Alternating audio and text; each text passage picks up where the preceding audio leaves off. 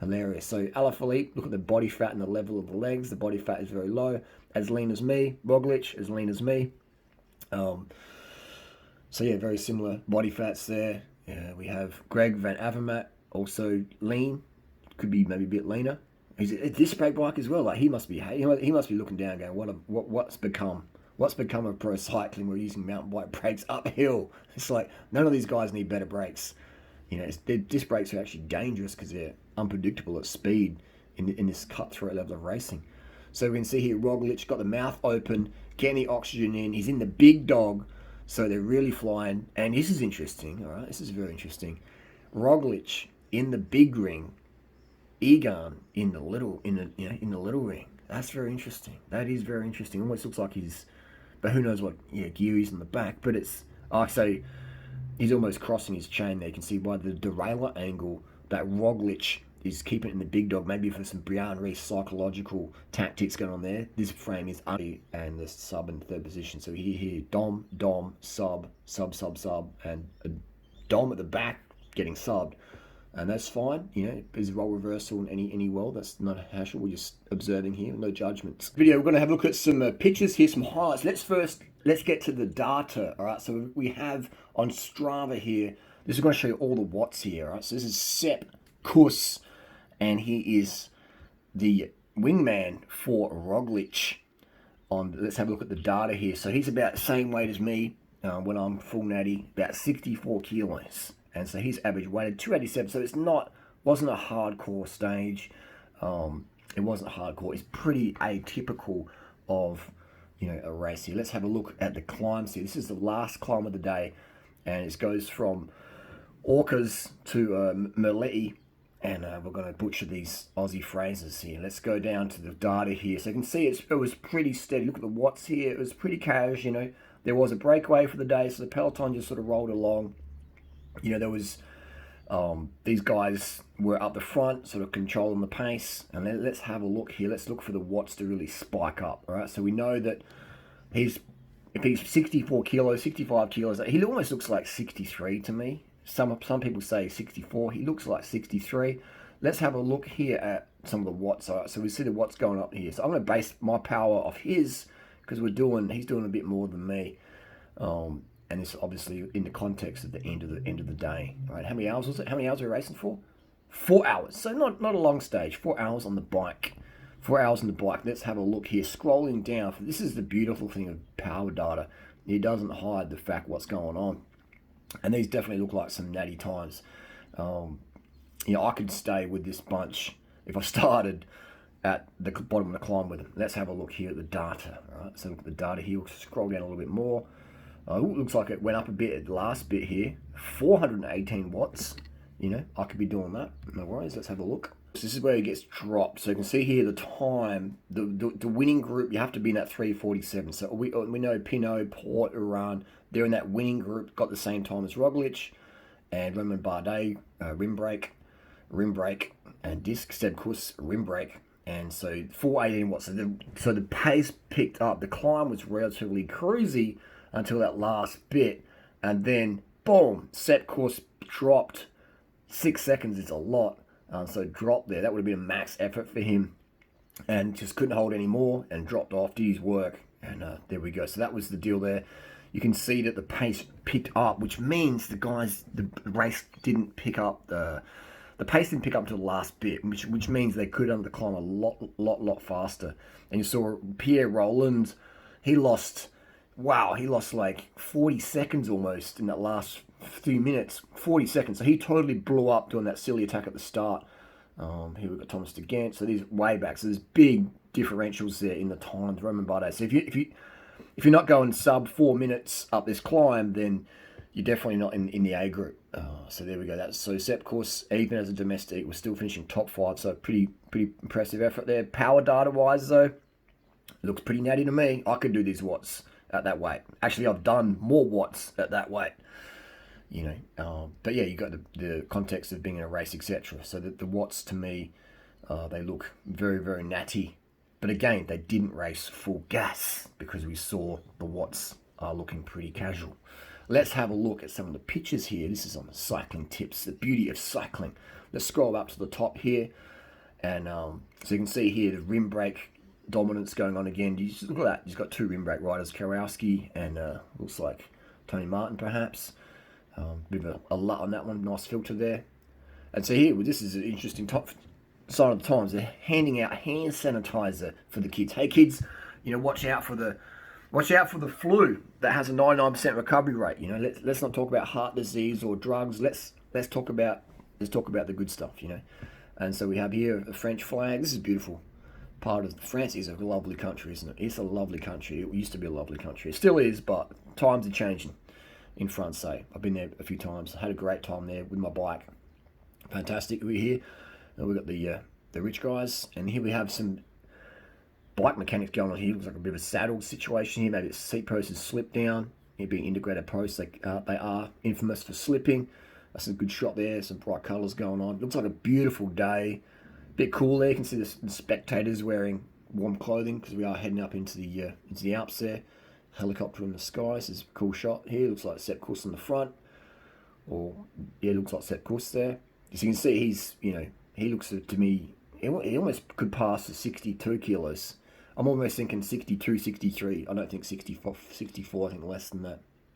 So we see a lot of disc brake action going here. This is the breakaway. So the fact that these guys could be out of the race, out the front for so long, and they're not even that suffering. Look at their faces. They look pretty casual. They're racing. They've got race faces on, but it looks all pretty casual. We see jerseys zipped up so it wasn't too hot. We see Benoit, he crashed his bike. His Cervelo got absolutely snapped in half. The Chinese carbon. All these bikes are made in China, by the way. Every single one of them in this bunch here. It hit the barrier at speed and got crack city. Here we go. This is Benoit, and you can see here very skinny guy. Looks to be very, very skinny. Someone's got a bit of camel toe there. But yeah, he was very lucky. And no gloves. Didn't even cut his hands up. He should buy a lottery ticket that day because his bike didn't have a good one. We've got some gels here, got some water and sugar. So it's important to take a lot of sugars in these events. Otherwise, you can't do your job and you're going to be getting ousted. Here's the promotions places. Tony Martin looks like. Tony Martin already looks stressed. He looks on the limit there. Maybe his bike, the extra weight of the paint is holding him back, but he's got a big wheel on the back. That's definitely not what you want as a climber. And this is some fantastic shots here. Wow, it's beautiful. France is a beautiful place. I definitely recommend. Go there. I bike packed all over France. This is some great photos, aren't we? Wow. Well, let's have a little study here. Let's move my little camera over. So we can see that the Team Sky bikes are now blue versus black the first time. I've ever seen that. With the rim brakes, disc brakes. Look at the tyre clearance. Look at that tyre clearance in that tarmac there. It's like, what the heck is that doing in the pro peloton? Seriously. Why? I mean, this is a good mammal bike, but you can't help feel sorry for Alaphilippe and all the Specialized riders for having to ride these heavy bikes with rubbing rotors and quick releases that can seize up and make you have to have a bike change. If you get a flat tyre, you've got to do a bike change. Gone are the wheel changes. It's a bike change now. So think of the extra stress and pressure. It looks like the lightweight wheels on the bike there. They look like lightweights. And we have here the shallow section that Sepp Kuss there looking over to make sure Roglic is all right. We've got Tom Dumoulin. He's got a bit of a stress face. Egan Bernal, his face definitely looks, he's definitely on the limit. He's got some fatigue metabolites building up there, as you would. But the freshest here, for me, Roglic looks the freshest, doesn't he? You've got here from the Trek rider, looking really on the edge. Pinot out the saddle. Looks like my favourite right here. The coolest and the calmest, if I had to put money on this, I'm looking at this guy here. This guy's probably going to win the Tour de France, or it's going to be Egan Bernal. Egan Bernal, though, does look like he was suffering a lot in that stage. He couldn't really hide the poker face. He didn't look like effortless like he had in previous editions. But who knows? It's a long race. Today was the first real stage. Alaphilippe, you can just tell he is definitely on his reserves and on a heavy bike with rubbing rotors. And that constant fear of if I get a flat tyre, a teammate can't give me a wheel. They can't just give me a bike. It's got to come from the team car. So there's constant pressure. Disc brakes should be banned in the pro peloton. I'm a huge fan of disc brakes for gravel riding. I sell disc brake bikes, but in pro racing, it's like, come on, what are we doing? You know, a rider should never lose the race because they had to do a bike swap because his front wheel was locked onto his bike. That's just horrendous. And we have this shallow section rims on some of the riders here. So we see Tom Little model. So these guys running tubulars, carbon tubulars, shallow dish, except this rider here maybe got a spare or something like that. But yeah, so we see here we see the black bikes. That's interesting to depart from black because the paint actually adds maybe 110, 120 grams. So I'm not sure why they're going to black, something different. I think they should probably stick with the Bianchi colour because that's what Bianchi is. It's that Celeste colour. And where's Roglic? He's sitting behind here, behind Big T. And all right, let's have a look a bit more here. Because you can see the rim brake riders just dominating there. Alaphilippe fighting though. Alaphilippe's got the fight. If there's one thing you got to give Alaphilippe credit for is that he's really fighting. This, here we, my friends, this is the face of pain. All right, this is the face of effort. So unless you see a rider having that face on, they're not even close to their effort. All right. I'm not sure who that rider is there, number 4. Let us know down below. He's got lightweights on. All the guys got lightweights on. And they're absolutely on the limit there. On the limit there. So look at that. Effort. This is 11 out of 10 effort. If your face isn't like that, then you're just cruising up the climb. You're cruising up the climb. Look at that. So pretty relaxed, extra relaxed. All right. This is the physiology of the face. Effort, max effort, grimacing. I mean, look at that. That's the pain, of lactate. And look at that. That's pretty relaxed. Yeah. Hiding the poker face, got his $120,000 watch on there. $120,000 watch. It's lucky he doesn't get mugged or something. And Roglic, the more relaxed face, energy-wise. So definitely Alaphilippe should be on a lighter bike. Look how they've tried to save weight on this heavy-ass bike here. They've tried to make the seat tube smaller and mash it out. And it's just, why mountain bike brakes? Why are you using disc brakes uphill stages? It's just hilarious. Painted, you can see the unidirectional carbon layout weave, and we see here that Egan Bernal is doing the Shimano recommended things of staying in the little ring, spinning it. Roglic is also spinning it massive. Did you see the cadence of Roglic? It was like hyper high. And Podjakak, Tajej, butchered name, is in third wheel position, so rim. So this is basically what happens is the disc brake riders just follow. Alaphilippe just following the wheels, doing Cadell Evans style, just following that wheels there. Bit of banter, and you can see here that Alaphilippe is just in the submissive. All right, you got the dom and the sub. The doms ride the rims, and the subs ride the disc. And we can see here the dom, and the sub 1, 2, 3, and the sub in third position. So here, dom, sub, and a dom at the back getting subbed. And that's fine, there's role reversal in any world. That's not a hassle. We're just observing here. No judgments at all. But you can see here the Lance Armstrong vibe, that he is the boss. Everyone's looking at him. You can see, there's that extra domination factor going on there. Do I see shoelaces on these shoes? Is that someone's using shoelaces? Why would you use shoelaces as a Tour de France rider when you got boa dials so you can micro adjust? I hope they're not shoelaces. I hope someone's not losing marginal gains because they're using shoelaces for fashion on Instagram. I hope I'm just had too many bananas and vegan pizza and my eyes are failing me. So look at that, the dominance there, the Lance Armstrong, boom, double fist bicep, arm curl, and white shoes there, black socks. So he's shafting it to the Instagram people, and that's good to see. But look at that big bunch. This is almost like this is crazy. Look how many riders in that top group. So anyone can win the Tour de France at this point, but we know it's probably going to come down to 2 riders. It's going to come down to Roglic, who can handle media pressure, and we're going to see Egan Bernal, who can handle media pressure. Thibaut Pinot, as much as a good rider he is, he can't handle media pressure, and being French, maybe it's a disadvantage there. But also we have media pressure can handle Tom Dumoulin, Richie Porte, he can handle media pressure. So my money would be Richie Porte's a candidate. Bardet at the back, being a bit of submissives, and he's on the rim brake bike. So, Podjakar maybe as a factor as well. Can he handle media pressure? We're not sure. But look at this. Okay, here we go. This is more physiology. These photos are great. Whoever took these photos, you're making my job easier. So you can see the low body fat. You can see the creases in the neck. And he's a young guy as well. All right, so that's can be high androgen levels. Also, not high, but sufficient androgen levels combined with low body fat. And you can see here that he's not even really sweating. His cheeks are pretty dry. So his helmet's a bit tilted, so he was a bit unaware of, Instagram angles. But we can see here that his face isn't sheeny.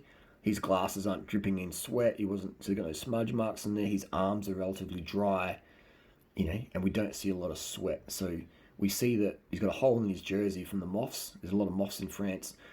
But we can see it wasn't even on his limit. All right, so Roglic is definitely a factor there. And Tom Dumoulin, he's got a bit of dry saliva. He's got that snail trail on his lips there.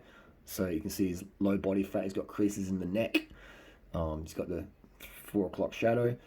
So his androgen levels are sufficient. But he's looking a bit more like, damn, it was tough. Roglic, what's he doing with his ski jumping? he's still trolling. All right, if you can troll, then you're still doing good. Alaphilippe, though, you can tell he looks a bit more wary. And there we go. One comment. Gee, Cycling Tips. Pick it up, mate. Pick up the game. Anyway, that's the deal there. The highlights, stage 4 data. Let's have a look at some more power data here. Let's go to set course. We're going to analyze it. If you like this video, give him a thumbs up. If you don't, give it a thumbs down. Pierre Roland was doing some crazy attack. That was just so... I'm like, this just goes to show, man, that these pro riders, these pro riders can still do way better. They can have better products. They can have better nutrition, more carbohydrate, better cadences, better gear choices, and pacing better. What are you doing attacking at the start of a climb? And then blowing up and losing time. Like, what are people doing? Just follow the wheels at least. I mean, it's better to do that than to... or just... attack when it matters, not when it doesn't. Like, come on, gang. Like, what? Who's giving these guys advice? Or maybe they're getting good advice, but they're not getting really told what to do. So we see here that was that 4-minute effort where he got dropped. And now let's go to this climb here. It seemed like the climb was about 5K or long, wasn't it? Let's have a look here at this climb. Let's have a look at this climb. All time, so... 1,000 people have done it. That's not that many. All right, so we've got Romain Bardet, who finished right on the tail end there. So 16:50. So Roglic probably did 16:48. All right. Pinot 16:51. So all in that same sort of time there. Set courses is just 5 seconds down. So 33 watts, 64 kilos. Watts per kilo. We're talking, what are we talking there? Under 6 watts per kilo. So looking pretty natty effort. But we know Roglic could go way quicker. But that's smart riding, all right? That's smart riding. Why would you want to totally destroy the bunch and rip them to shreds when you don't have to? Just win the stage, be up the front, win the race gradually and keep everyone entertained versus totally dominate on day one. That's not done anymore. So that's, that style of racing for me, it's, let the French guy take the jersey, give him the disc brake, specialized marketing, gravy train, let that roll on. Don't disrupt the gravy trains. Share the jersey around, let it go. That's business. It's good. It's smart. Roglic knows how to race. He could have won by a minute, I reckon, on the stage yesterday, but then what happens, Then he's got media saying, wow, you beat everyone by a minute. This is interesting. This is suspicious. And then you have to do all that crap. It's better to just, race smart, all right? Race it smart. So everyone thinks that they did 100% effort yesterday, but you can see by the faces on some of the riders, there was nowhere close to 100%. I would say Sepp Kuss was close to 100% because he got dropped, but we see the other riders were following wheels. And if you're following wheels, you can go around and go even harder. So that's the thing there. So let's hypothetically say the motorbike come along. Actually, I'll do that analogy tomorrow, stage 5, all right? Let's talk about it more. But yeah, this is good racing. My money is on Roglic to take this win. He is riding exceptionally fresh. Egan Bernal still a favourite on the durianrider cards. Cadence for the win. Look at the cadences. Roglic. Wow. Chris Froome's out, but Roglic is in and replacing that cadence. That cadence was zippy. See you tomorrow.